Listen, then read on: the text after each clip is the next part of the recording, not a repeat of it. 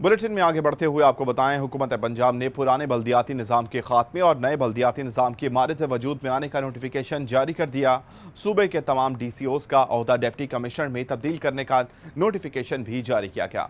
महकमा बल्दियात ने local government system 2001 को ख़त्म करने का नोटिफिकेशन जारी कर दिया। लोकल गवर्नमेंट एक्ट 2013 को मार्ज वजूद में आने का नोटिफिकेशन भी जारी कर दिया गया। कल 2 जनवरी से सूबे के तमाम बल्दियाती नुमाइंदे नोटिफिकेशन के मुताबिक चार्ज संभालेंगे, जिन्हें मुलाजमीन बजट और दफातर कल से मिलेंगे।